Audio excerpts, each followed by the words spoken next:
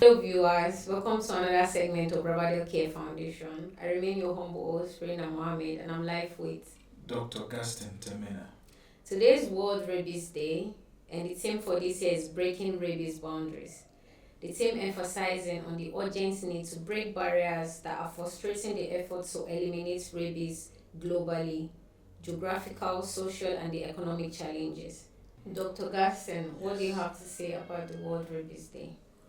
Yeah, World Rabies Day is a day that all pet lovers or anybody that has an idea on what rabies is come out collectively, even though we still do it as individuals, to promote the campaign against this disease. It's a deadly virus disease, and there is every need to get rid of it completely in our country and globally. Hmm. Yes. I'm going to be asking you a few questions to help us enlighten our audience.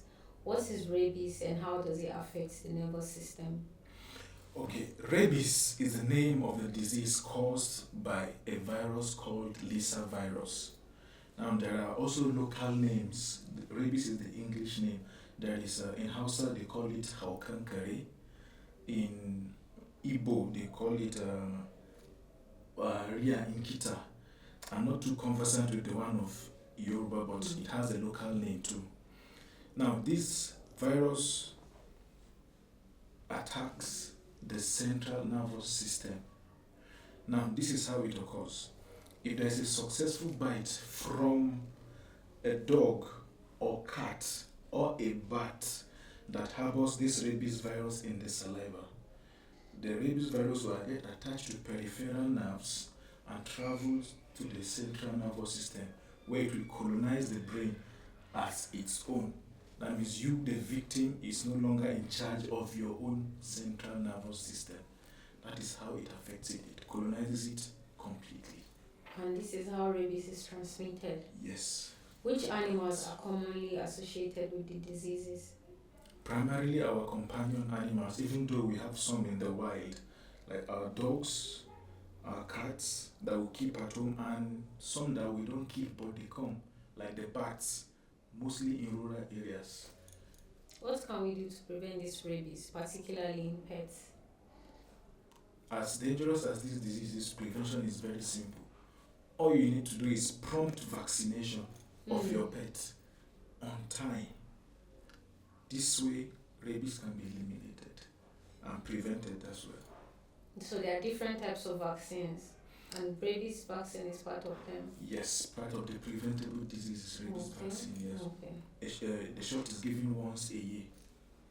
So what should someone do immediately be bitten by an animal, be it we know it has rabies or not? Okay. With or without the knowledge, first things that you have to do is the bite site. You wash it with running water and soap, preferably bathing soap. Wash it with running water and bathing soap. Then report yourself to the nearest clinic or hospital for post-exposure shots. What misconception do people have about rabies, and how do we address this misconception? Good. Thank God for enlightenment. One major misconception that people do have about this disease is rabies is nothing. You hear plenty of people saying it, especially in the rural areas. Somebody can get beaten and it's just dog now, nothing to worry about. That is a big misconception. It's something to be worried about. Having it at the back of your mind whether the dog is vaccinated, has rabies, or does not have rabies. Secondly, pet owners will tell you from experience, they will tell you, I have vaccinated my pet once, so no need. No, there is need to repeat these vaccinations annually. That's the second one. The third one, they will tell you, while growing up, we had dogs and our father never vaccinated the dogs and they grew up healthy to old age and they died and all sort of things. No, that's wrong. There's need to vaccinate the dogs. Regular checkups and place them on multivitamins to prevent secondary bacterial infection and boost their immunity.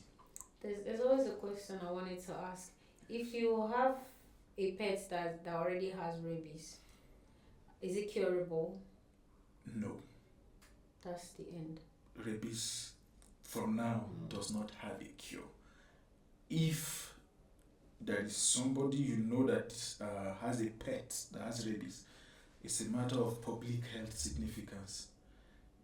That should be reported to the authorities. We have authorities here. Animal control. Do we have animal control in Nigeria?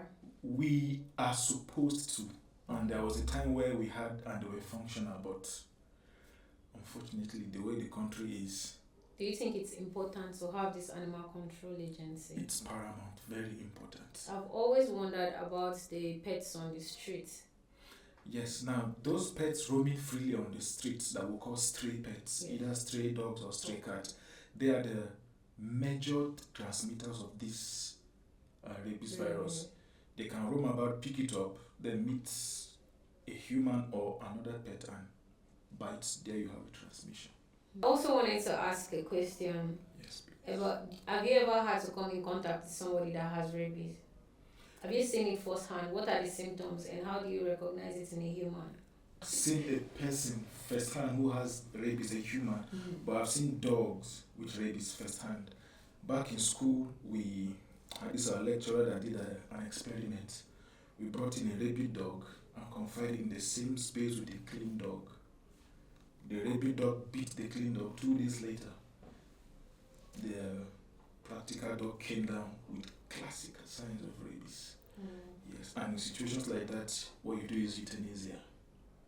Just taking Put them to sleep. There is no treatment for it. God. Yeah. But I have a clip that I can show you later of a human exhibiting the rabies signs. Okay. Yeah. And what are these signs? Now, it depends on the form of rabies. There are different forms of rabies. Yeah, it appears in 2 forms. Okay. The furious form, which we call rage, and the dumb form, which is the paralytical form. Now, in the furious form, what you see the animal exhibiting is aggressiveness. That's what you see in a classical sign of rabies, the furious form. That's the manifestation. Now, in the dumb form, which you call it paralytic form, the dog can just be quiet, or sometimes it can even be in a coma. And what you do is you just snap, attack, and go back to seclusion. And that is most dangerous form, but the widely seen is the furious form that is common. Because by the time they get to the dumb form, paralysis of the respiratory muscles must have set in and death. People that eat animals that are prone to this rabies, after they euthanize these animals, can they still eat them? No. We have a class of animals that are those we classify as food animals and companion animals. Now, most times it's our companion animals that come down with rabies. They are not meant for food.